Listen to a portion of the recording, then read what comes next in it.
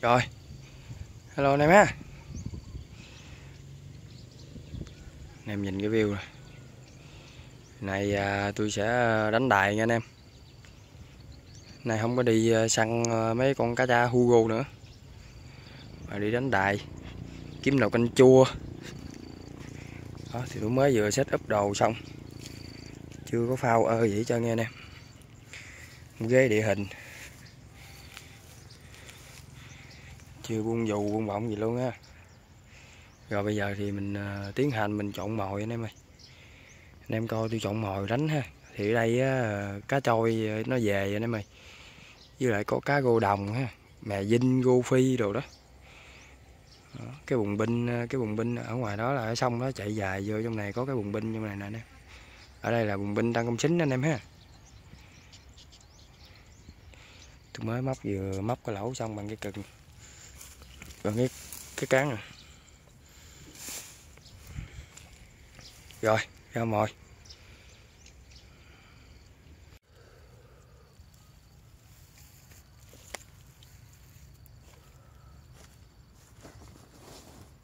Thì mồi câu đài á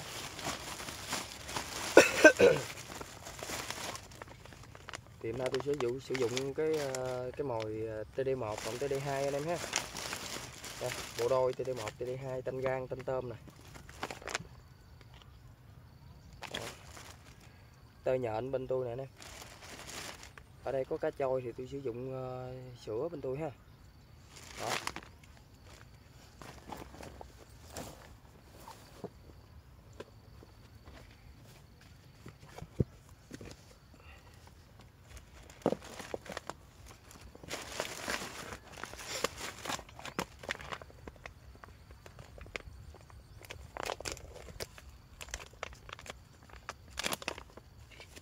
Này thơm anh em ha.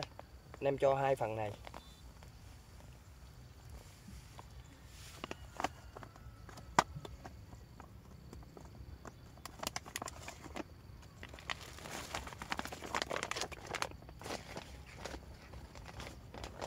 Nhiều một tí đi xả luôn anh em.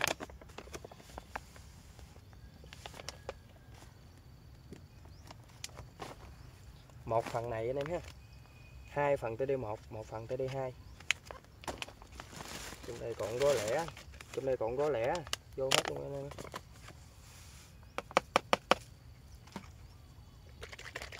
Một nắp sữa ha.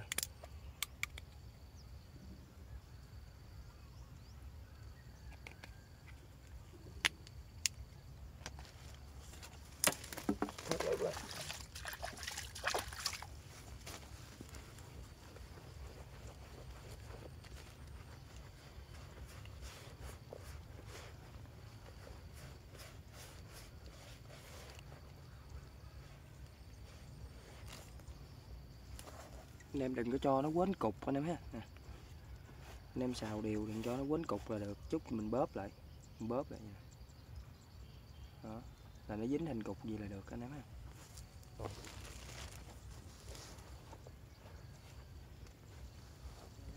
Lấy miếng tôi trộn mồi câu.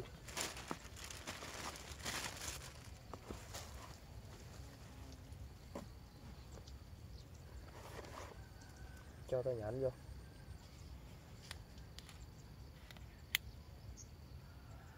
Rắc đều lên em ha.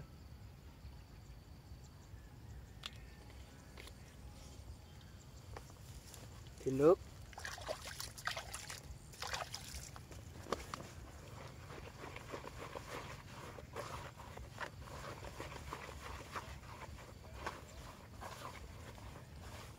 Mình có tơi nhện rồi á, mình đánh càng mềm càng tốt, miễn sao mà nó dính vô lưỡi là được nha anh em. 1-2 phút gì đó mình thay mồi ha, mình thay mồi liên tục anh em ha. Chứ đừng có cứng quá, mấy con cá nó cứng quá nó không có chịu quăng đâu anh em ơi. Rồi, đây.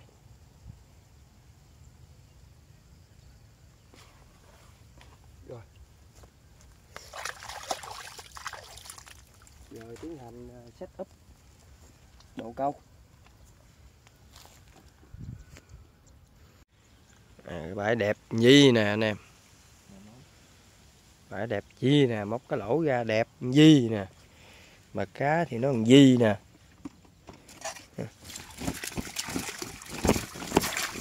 Trời ơi. Văng vũ ra ngoài luôn. Nguy hiểm quá. Một đống cá cha con.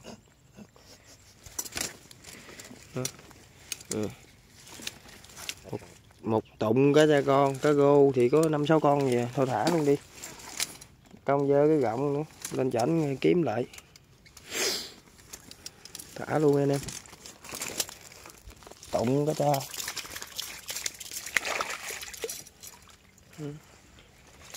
Rồi. Đổi bãi nha anh em. Mới câu có 1 tiếng đồng hồ mà nó giật gì nó cháy lông nách luôn. Đỡ không kịp luôn. Sao câu.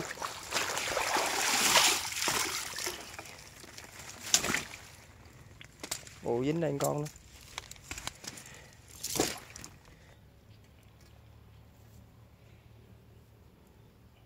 Vô ngoài nữa đó.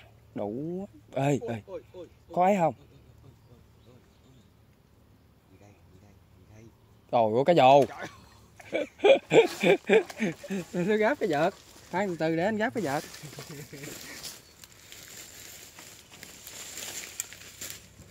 Ghê được chứ. Cái này chắc nó bung càng ngay.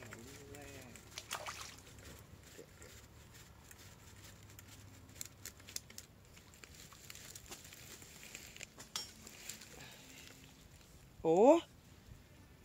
Ló luôn rồi. Rồi. Ủa 5 giây mà ấy đâu đi. Thì cái tình chứ.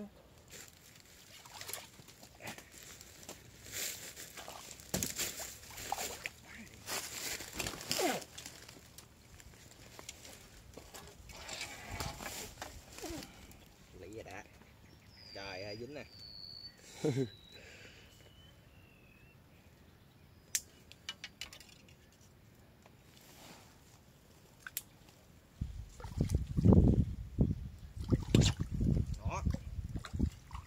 Phi rồi, phi. Có phi rồi đó. Có phi. Ăn điếm quá điếm.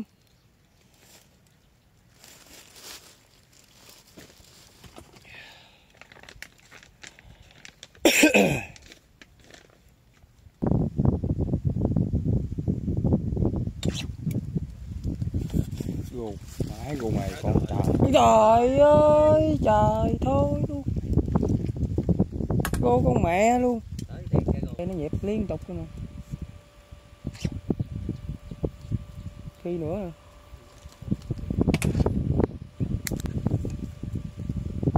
Gì trời.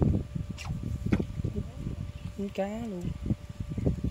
Ôi sao bữa nay cô phi con không rồi anh em ơi.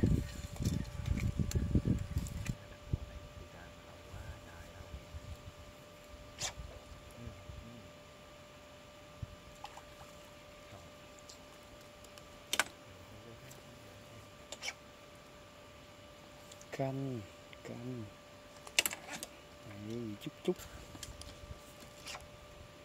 mẹ điếm thúi hả mày. Dạ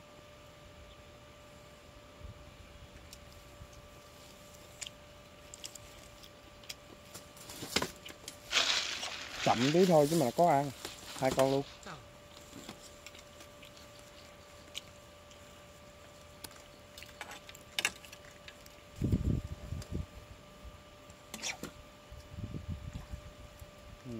Bé không ta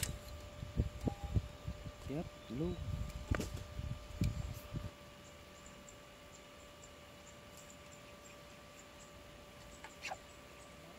Vô đồng rồi chắc luôn thánh thằng luôn là trời ơi. Cá ông nội. Ô trời cũng cô đồng anh em ô anh em. Thối tiện cá thì Hết ham.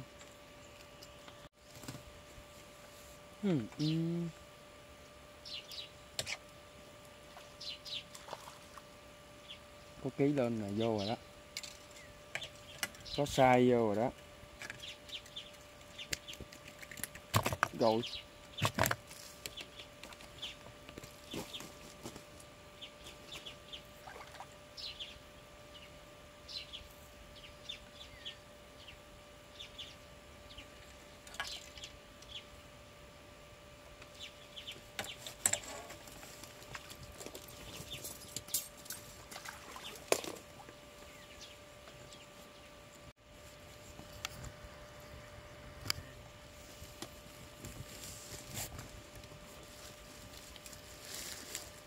Có cái hầm ở dưới Tân Thạnh dưới là mấy anh không kéo được thôi. Có cá sai, cá cỡ này cũng được đi. Có giật 4 ngón rồi cũng giật, cũng có giật được.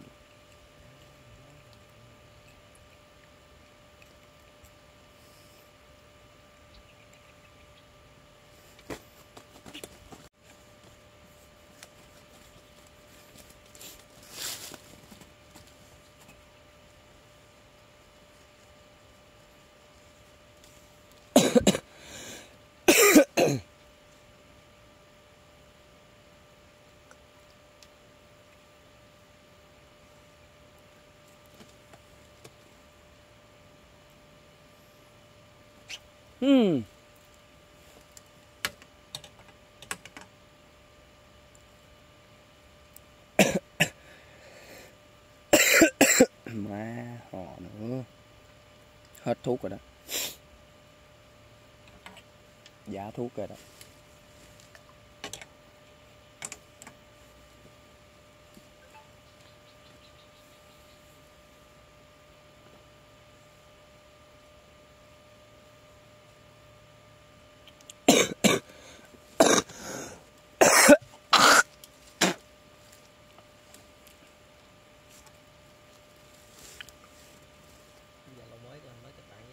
Ừ.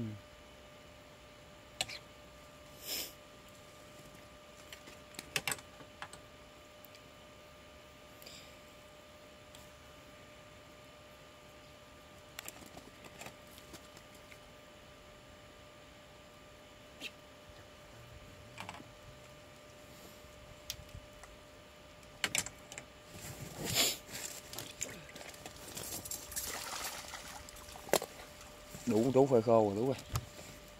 Có cá rồi.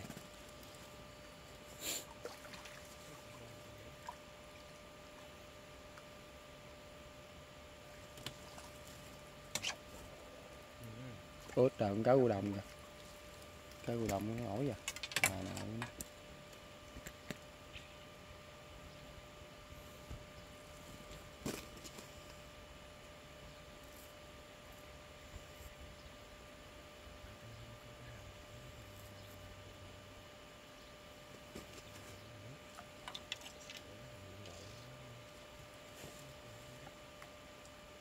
Đây kia bằng hàm quyển độ.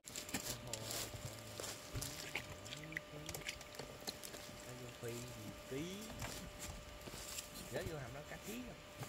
Lần đó nó bị thuốc hay bị cái gì đó mà nó, bữa đầu thì nó khờ nó nổi liều phiều trên mặt nước rồi đó. Cái qua 2-3 bữa sau nữa thì nó chết, nổi cả nửa hầm.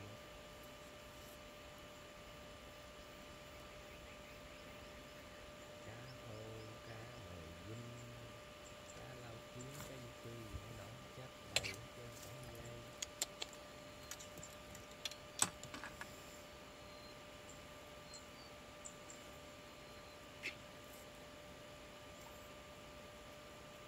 Đâu kiến hay gì rồi?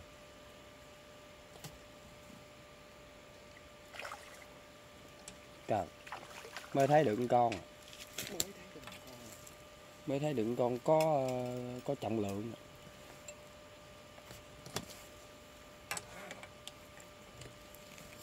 Vô lai gai rồi đó.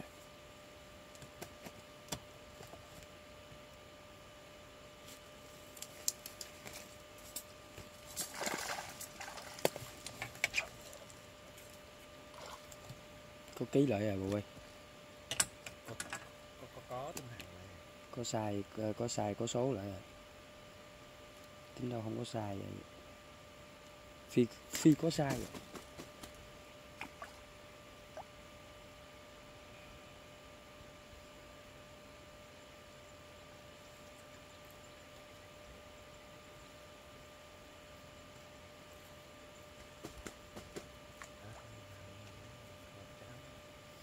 Cái Tết hết trơn. Đồng 7 ký, chục ký. Đồng nhậu rồi ngon kia. Ơi à.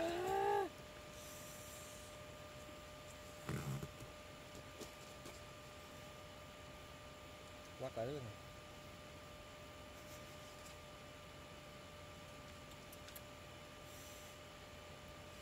Phi điếm vô rồi đó, từ từ thôi. Trời ơi, trời, phi điếm vô tới rồi, từ từ thôi.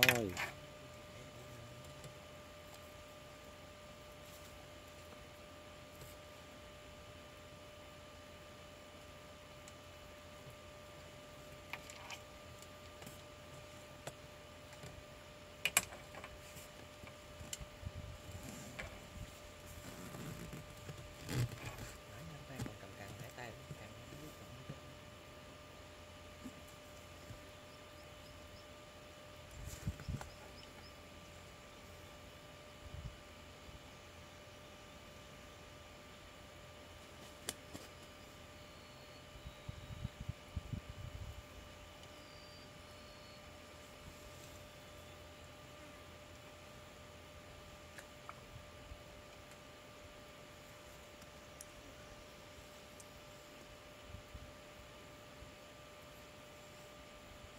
Giữa hai trái hết mồi luôn.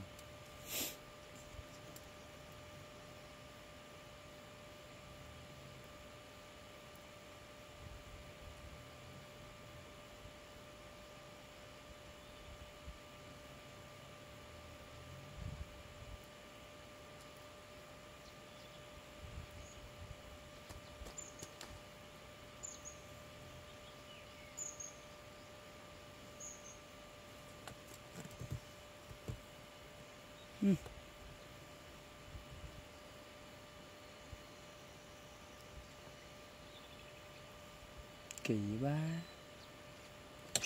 Trời ơi.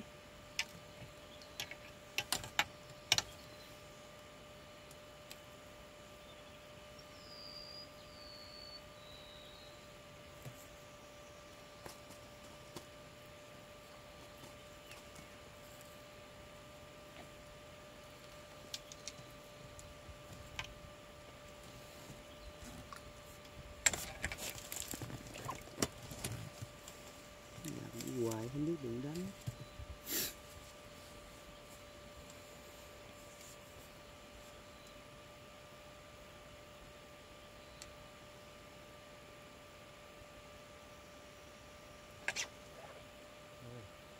Sóc.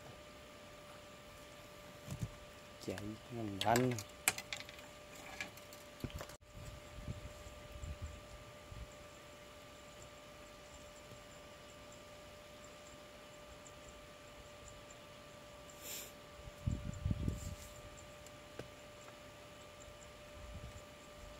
Cái hầm bệnh viện Tân Thạnh em biết đường đi không? Bệnh viện Tân Thạnh. Ừ.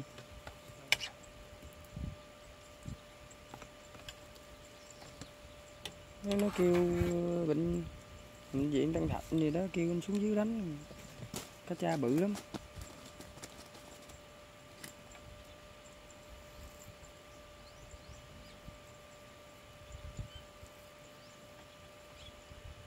Bệnh viện Tân Thạnh là đâu rồi? Tân Thạnh ở dưới Long An á, đường đi Thanh Hóa rồi đó.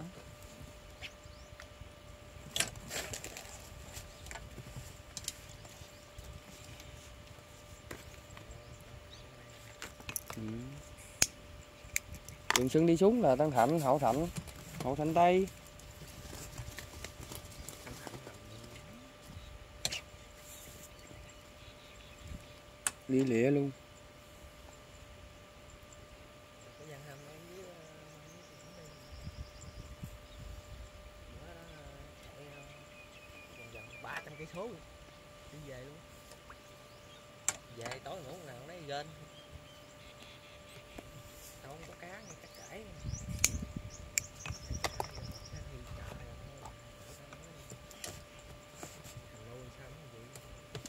Nó lên kiểu nó lên bậy á, chứ không phải lên là con hai con. Bà nó bay.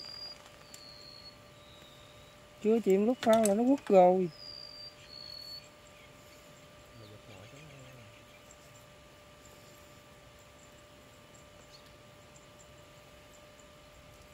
Mấy bài cắm ủ đánh cũng hay lắm, đánh mấy cái hồng quang nó cũng hay. Bữa nào đứng dưới đánh.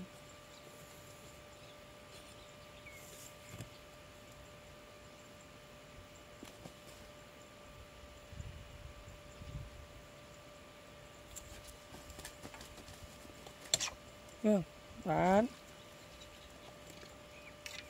Đánh nó chịu từ từ xuống đánh là lụm nó.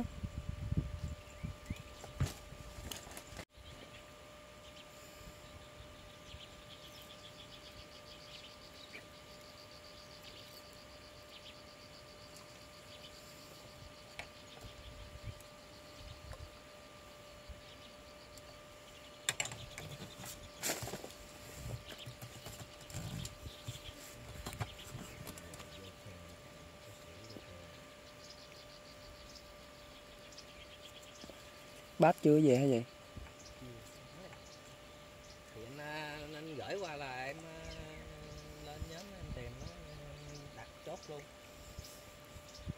Lỗ 20 á, cái lỗ của em nhiêu?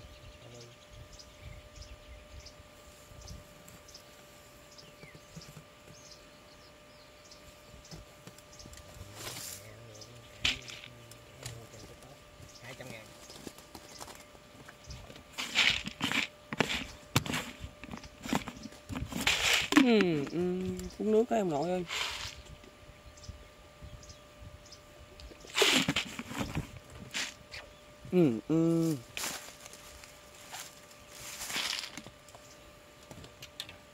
Bộ phèn Silic Titan. Đúng rồi. Chơi tao chơi mẹ nó phô xịn, tao để dành tao xài luôn. Bữa nay nó mới tới Hải Quan. Không biết nào về tới đây. Mẹ chơi mấy cái ấy nhúng mẹ nó cho rồi. Với khoan Fuji thường đó, mấy chục ngàn bộ đó, tao về tao lấy với tao nhúng, tao kêu mấy thằng thợ ốc nó nhúng.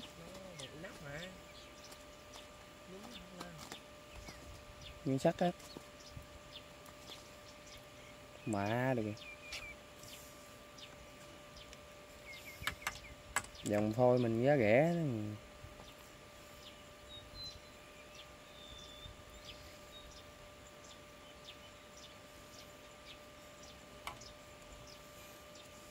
Nghĩ thêm mồi cần máy luôn hả?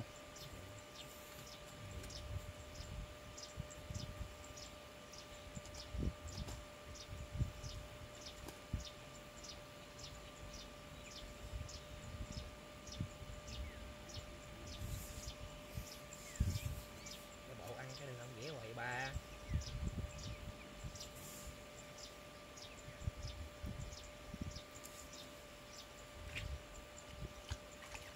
Dữ hả?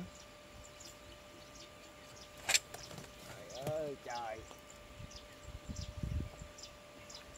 Ơi phi bà đó. Có ký đó.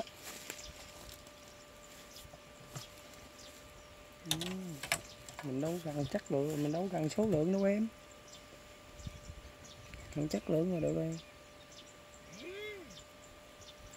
Càng không có cái bao tay như quỷ.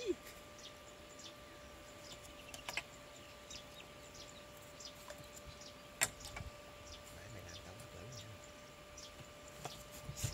Đi sai vậy là khủng rồi. Hàng rồi. Đâu dơ vô màn hình nó coi, cho nên ta coi cái này, tắt cái máy này. Đó, thì vậy là được rồi nghe anh em. Mấy cái clip em với Giang đăng lên biết sao nó không có Sao? Anh đâu có đăng đâu mà không có viên. mũi câu mình không có che lại.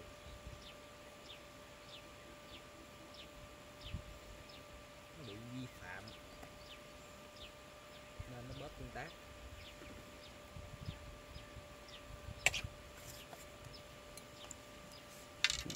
Khi bự vô ăn là được không được. Tức.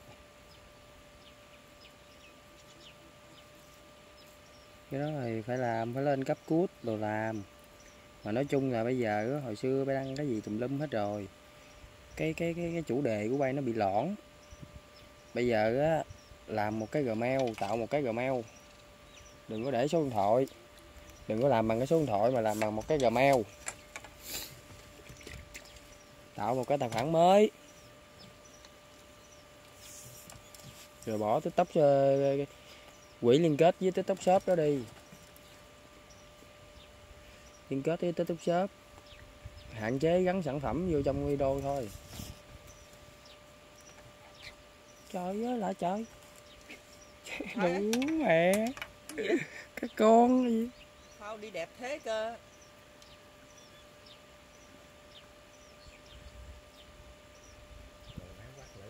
Quát cây lưỡi.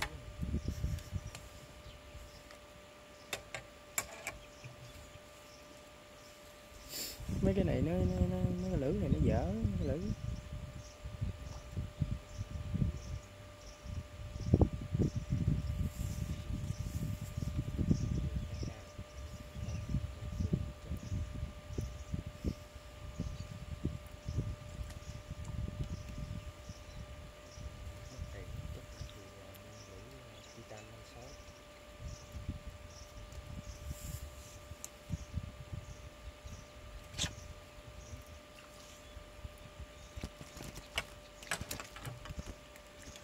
Vừa xài sống giật mới làm gì á? Giật, có chứ đâu. Đâu cá bự nó ăn ngậm cái phao sao? Giật làm sao biết mình có cơ hội?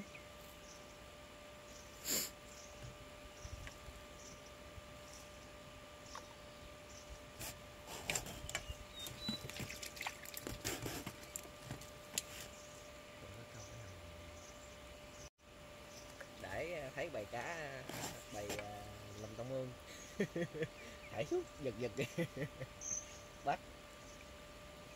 Bầy lùm tông mương mà con gần ngón giọt cái vậy đó.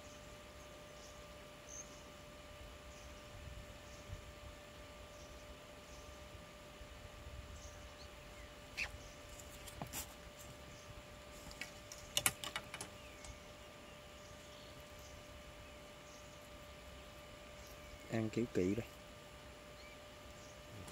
Không trời.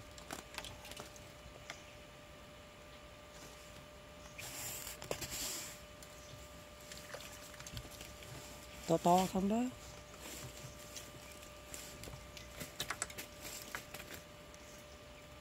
Hết xuồng. Gì trời? Ủa sát mé luôn cái gì vậy?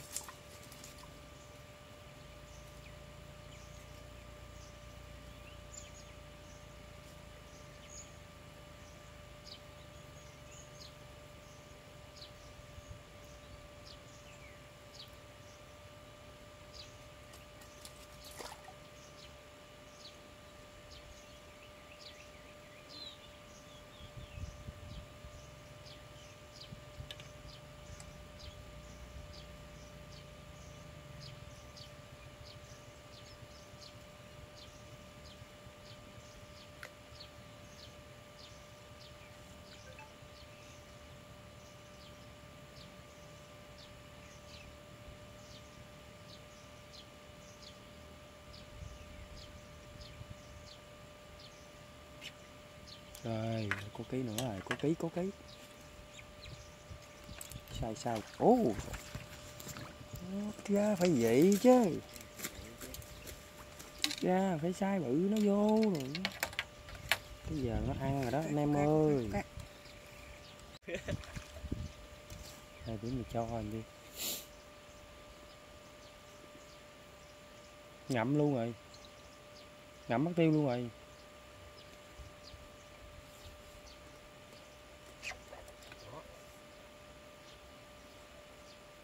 Gì vậy? Dính rồi, của em dính mà. Trời ơi. Ôi xanh. Từ từ thôi. Rồi tới đi. Không hiểu quá. Em đâu có nghĩ là dính đâu, tại em dở lên tặng Quá trời cá ở dưới rồi. dở lên tặng cho anh kéo con cá. Vô luôn.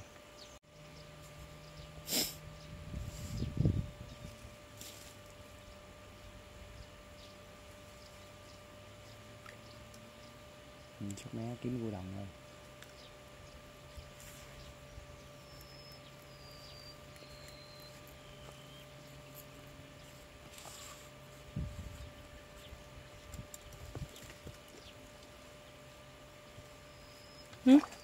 Mày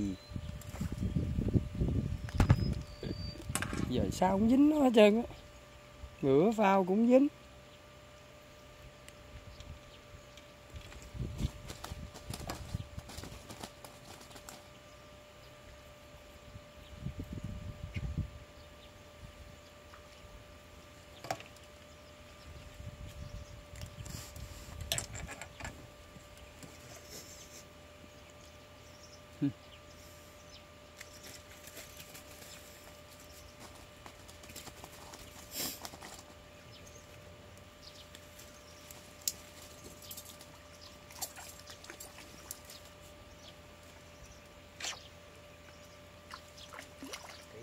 Ok. Kỹ nghe anh em.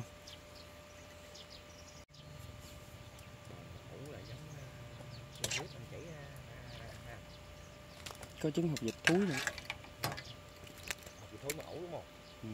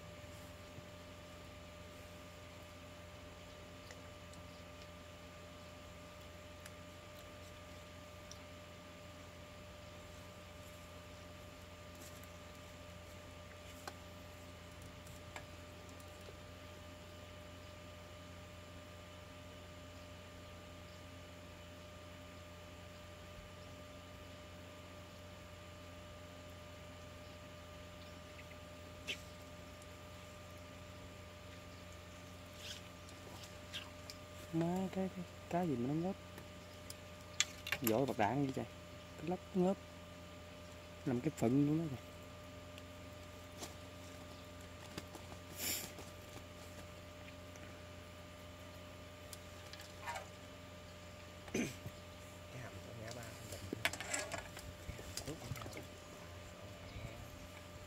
Cho câu một cái, câu ngày không biết bao nhiêu cá nổi. Nước cả 3-4 tách nước à. Bỏ xuống cái cũng là 2 con lại nó ăn. Dở cặp không.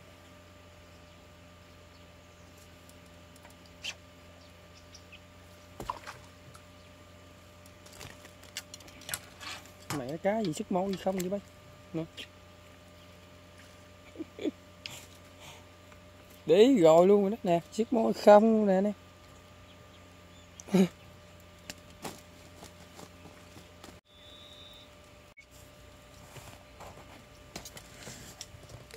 Sắp xếp về bữa nào quánh Tú à.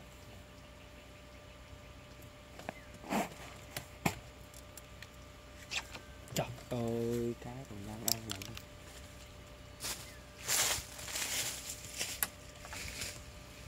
Cục mồi cuối. Cá còn đáng ăn bình thường đó. Về nhỏ nó bệnh nó ba gai. Muốn sao bệnh lại Một gan nít sốt lây bệnh của tao nè. một gan hành lấy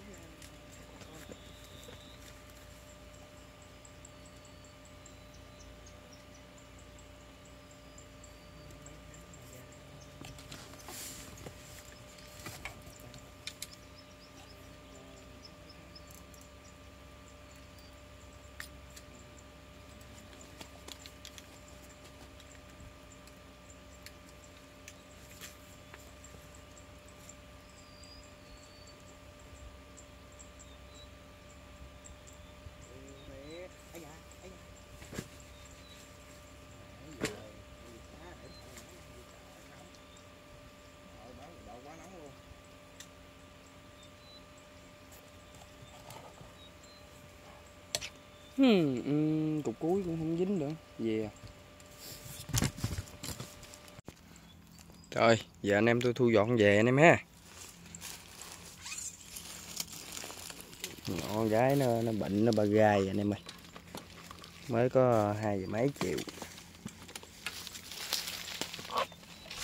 Cá nó mới vừa ăn mạnh nè, cá bự mới bắt đầu vô nó ăn nè anh em. 2 giờ mấy chiều là cá phi nó ăn bắt về uổng ghê. Cá còn đang giật ngon lành á, đầy cá nhọc bảo cá về anh em ơi, nhỏ nhỏ không à.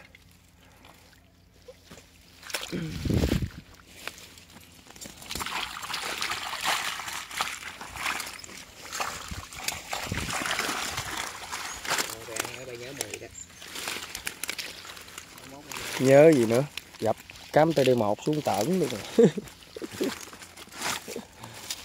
Đây cá này anh em, nhỏ nhỏ nhiều anh em ơi, có cái con cá phi bự với con cá cô đồng uy tín không, cá có vi đồng đen thui à. Rồi bye bye anh em ha. TD1 đây anh em, TD1 TD2 đây.